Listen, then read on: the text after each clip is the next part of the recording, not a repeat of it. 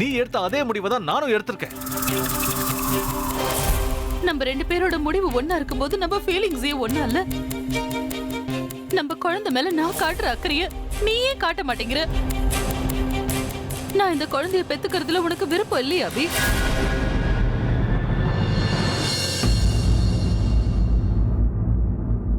ஏன் இப்படி பேசுற தனு? நம்ம குழந்தை விஷயத்துல நான் உனக்கு கொடுத்த கமிட்மெண்ட்டை என்னால ஃபுல்ஃபில் பண்ண முடிய மாட்டேங்குது. இந்த விஷயத்தை நினைச்சு நீ எவ்வளவு கவலைப்படுறியோ அதே அளவுக்கு நானும் கவலைப்படுறேன். இந்த பிரச்சனையில இருந்து வெளியே வந்து பிரக்யா கிட்ட இருந்து டிவோர்ஸ் வாங்கணும் தான் நானும் ஆசைப்படுறேன். அது சம்பந்தமா பாட்டி கிட்ட பேசணும்னு நினைச்சேன். அவங்கள வச்சுதான் பிரக்யாவை சம்மதிக்க வைக்க போறேன். நீ சொல்றதெல்லாம் செய்வியா மாட்டியான்னு எனக்கு தெரியல தனு. நான் எதையும் அவசரப்பட்டு செய்ய வேண்டாம்னு நினைக்கிறேன். ஒருவேளை பிரக்யா மட்டும் டிவோர்ஸ் தரமாட்டேன்னு சொல்லிட்டானா விஷயம் கோர்ட்டுக்கு போயிடும். இந்த கேஸ்ல தீர்ப்பு எப்ப தருவாங்கன்னு யாராலையும் சொல்ல முடியாது. எடுத்தோம் கவுத்தோம் செய்யறதுக்கு பதிலா கொஞ்ச நாள் காத்திருக்கலாம். காத்திருந்து நான் வெறுத்து போயிட்டேன் அபி. முதல்ல அம்மு செத்துட்டா நம்ம கல்யாணத்தை பத்தி பேச முடியல. இப்ப சரளா ஆண்டிக்கு உடம்பு சரியில்லைன்னு பேச முடியல. நீ வேணா பாரு, அவங்களுக்கு உடம்பு சரியாயிடும். ஆனா வேற ஒரு புது பிரச்சனை வந்துரும். நீ ஏன் புரிஞ்சுக்க மாட்டேங்கிற அபி? நம்ம குழந்தையோட உயிருக்கு ஆபத்து இருக்கு. நம்ம குழந்தைய கொல்ல நினைக்கிறது வேற யாரும் இல்ல, அந்த பிரக்யா தான்.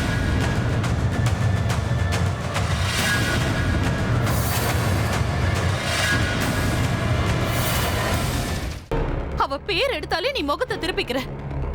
ஏன் அபி? ஏன் மேல இல்லாத நம்பிக்கை அந்த பிரக்யா மேல மட்டும் உனக்கு எப்படி இருக்கு? அவ இவ்வளவு துரோகம் செஞ்சிருக்கான்னு தெரிஞ்சதுக்கு அப்புறமா அவ மேல எப்படி நம்பிக்கை வைக்க முடியுது? நீ அவளை இவ்வளவு நம்புறேன்னு அவ முன்னாடி காட்டிக்காத. நான் உன் நல்லதுக்கு தான் சொல்றேன். இல்லன்னா பொய்யா ஒரு நாடகத்தை கிரியேட் பண்ணி உன்னோட இந்த நம்பிக்கையை அவ அட்வான்டேஜா யூஸ் பண்ணிப்பா. அதையே சாதகமா வச்சு அவ என் மேல என்ன பழிய வேணா போடுவா.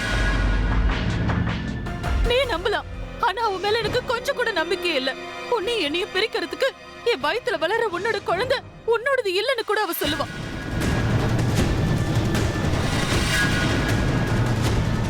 அவ சொன்னா நீயும் நம்புவ.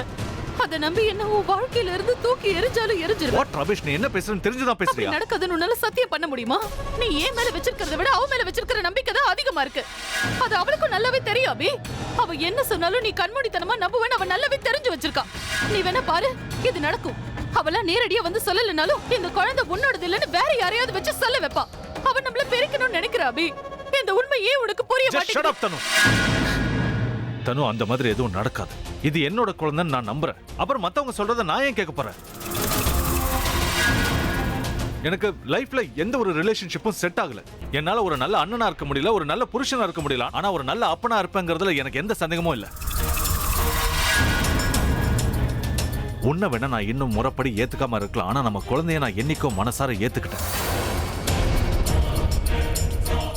யாரோ ஏதோ சொல்றாங்கிறதுக்காக நான் என்னைக்கும் இந்த உறவை விட்டு கொடுக்க மாட்டேன். என் குழந்தையும் என்னையும் யார் பிரிக்க நினைச்சாலும் அவங்கள சும்மா விட மாட்டேன்.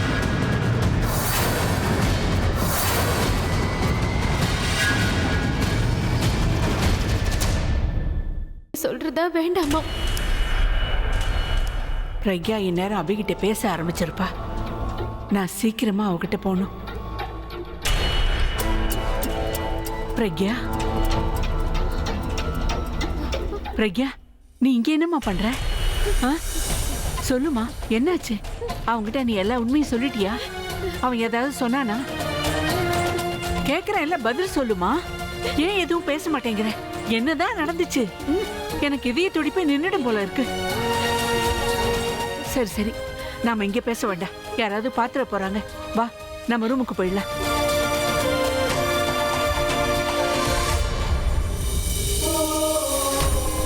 பிரபா, அக்கா வந்துட்டாங்க. ரச்சனா, அவங்கள நான் பாத்துக்கிறேன். நீ போய் ஆண்டிக்கு துணையாரு. நாங்க என்ன பேசணுங்கிற விஷயத்த நான் அப்புறமா உங்ககிட்ட தனியா சொல்றேன். இந்த நேரத்துல ஆண்டியை தனியா விடுறது நல்லதில்ல. ஓகே, நான் பாத்துக்கிறேன். நீ போ.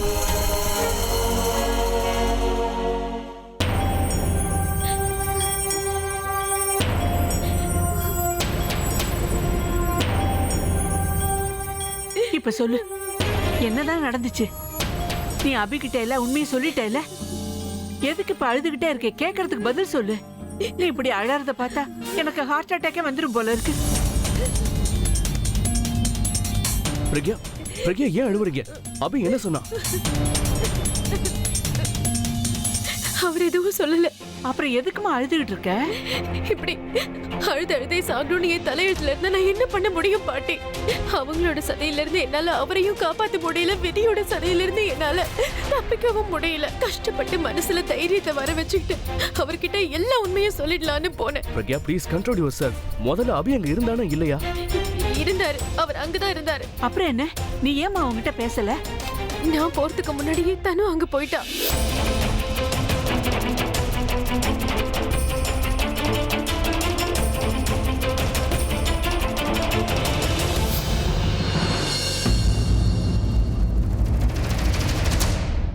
அவ்வளவு நடந்ததுக்கு அப்புறம் அவ பேச்சதான் நம்புவார் பாட்டி. ஏன்னா அவ சொல்ல வேண்டிய பொய்ய அழுதுகிட்டே சொல்லி அவர் மனச கரைய வச்சிட்டா.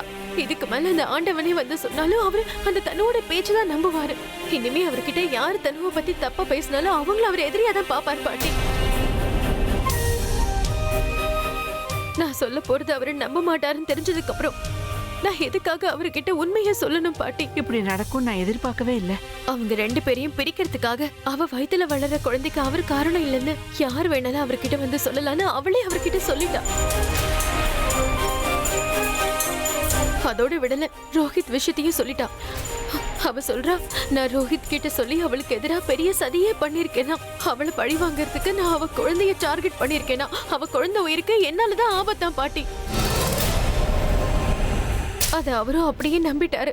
தனுவ தைரியமா இருக்க சொல்லி நம்பிக்கை கொடுத்தாரு.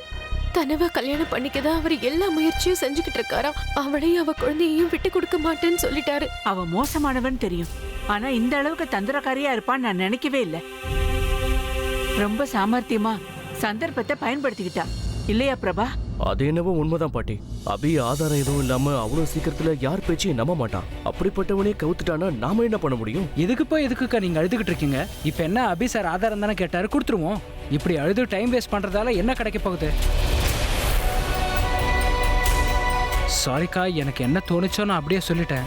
எனக்கு எந்த உரிமையும் இல்லைன்னு எனக்கு தெரியும். இருந்தாலும் என்ன பண்றது, சொல்லாம இருக்க முடியல. உன்னை நடுவுல பேசாதன்னு எத்தனை தடவை சொல்லிருக்கேன். உன்னாலதான் இங்க எல்லாமே. பிரக்யா ப்ளீஸ் வேண்டாம், விடுங்க. ஒரு வகையில பார்த்தா ரோஹித் சொல்றதும் கரெக்ட் தானே. தனு ஏன் இப்படி கேம் ஆடுறான்னு இப்பதானே புரியுது.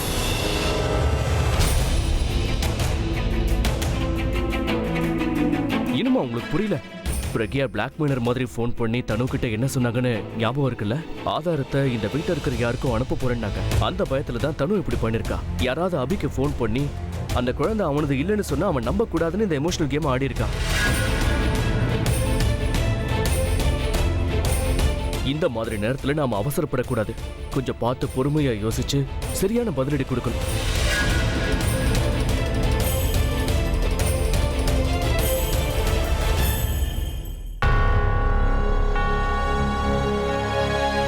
அபி, நீ எவ்வளவு சொன்னாலும் புரிஞ்சுக்கவே மாட்டியா? இது நம்ம குழந்தையோட உயிர் சம்பந்தப்பட்ட விஷயம்.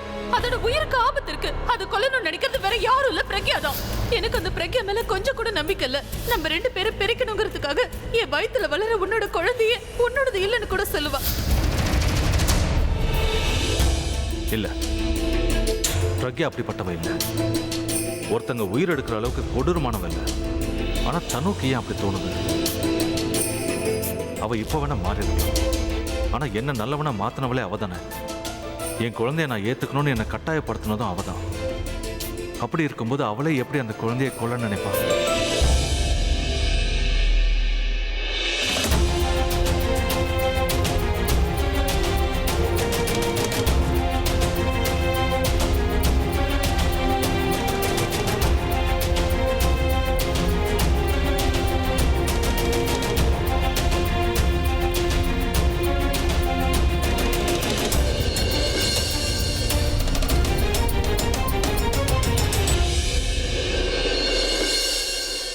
இதுக்கு மேலேயும் நான் பொறுமையாக இருந்தால் இந்த பிரச்சனை இப்பயே பெருசாயிட்டே தான் இருக்கும். இது சம்மந்தமாக நான் ஸ்ட்ராங்காக ஒரு முடிவெடுக்கலைன்னா இந்த கன்ஃபியூஷன்ல இருந்தும் டென்ஷன்ல இருந்தும் என்னால் வெளியே வரவே முடியாது. ஐம் ஃபெட் அப்னா. இந்த பாரத்தை சுமந்துக்கிட்டு என்னால் நிம்மதியாக வாழ முடியாது. உன்னை விட்டு விலகி போனால் தான் என்னால் நிம்மதியாக வாழ முடியும்னா அதுக்கும் நான் தயாராக இருக்கேன்.